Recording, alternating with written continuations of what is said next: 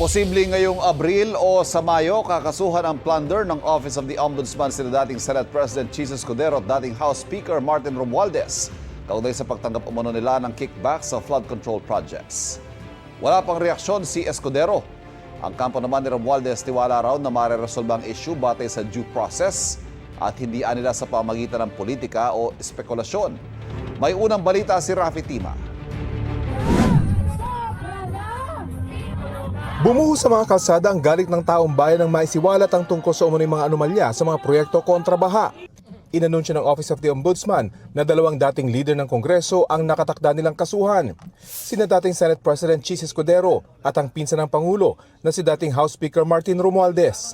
We have been seriously preparing a case of plunder against former Speaker Martin Romualdez and former Senate President Jesus Escudero. Plunder rin ang aming hinahandang kaso para sa kanila.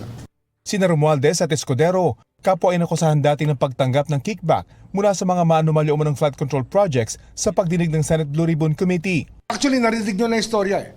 Narinig nyo na yung istorya mula sa mga testigo dati sa Senate. And if you think about it, there was a conspiracy to commit plunder. I think you can put everything together. Ang plunder ay seryosong kaso ng pagnanakaw ng halagang hindi bababa sa 50 milyon pesos. Non-bailable ito kapag malakas ang evidence of guilt at sa ilalim ng Anti-Plunder Act ay may parusang reklusyon perpetua o hanggang 40 taong pagkakakulong. Sa pagtataya ni Rimulya, may isasampang kasong plunder sa buwang ito o sa Mayo. Kinukumpleto na lang daw ng Office of the Ombudsman ang mga kailangang dokumento. Ayon sa kampo ni Romualdez, handa silang sumunod sa proseso ng Office of the Ombudsman kapag sinimulan na ang formal na proseso. Umaasa raw silang susundin ng Ombudsman ang panuntunan na kanyang mismong nilagdaan na itutuloy lamang ang mga kasong may reasonable certainty of conviction. Nais daw nilang idiin na hanggang sa ngayon, walang ebidensyang nag-uugnay kay Romualdez sa anumang ghost at substandard na flood control project. Tiwala raw silang mareresolba ang issue batay sa ebidensya at due process at hindi sa pamamagitan ng pamumulitika o espekulasyon. Sinusubukan pa ng GMA News na makuha ang panig ni Escudero pero dati na niyang itinanggi ang mga alegasyon na nakinabang siya sa kickback sa flood control projects.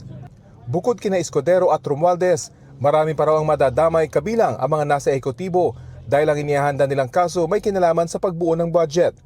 Sa ngayon, nakatuon daw ang atensyon ng Office of the Ombudsman sa taong 2024 at 2025 pero hindi raw malayong aabot ang kanilang investigasyon hanggang sa nakaraang administrasyon. It can go back to as far as the time of Speaker Velasco. Kaugnay ng kanilang isinasagawang paghahanda sa pagsasampa ng mga kaso, nakatakda raw isabpina ng Ombudsman ang mababang kapulungan ng Kongreso para makuha ang Statement of Assets, Liabilities and Net Worth o SALN ng mga kongresista at mga opisyal ng Kamara. Babala ni Rimulya, huwag daw sanang ulitin ng Secretary General ng Kamara na tanggihan ang kanilang sabpina tulad ng ginawa nito sa paghingi nila ng SALN ng opisyal nilang kinilalang si Sofonias Gabonada.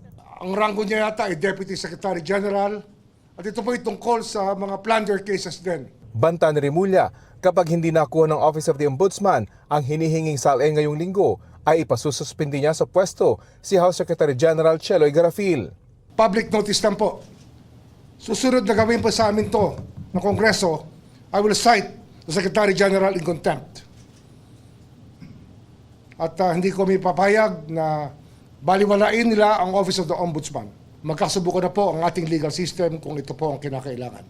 Dagdag na Rimulya, I'm warning the Secretary General, do not do this again.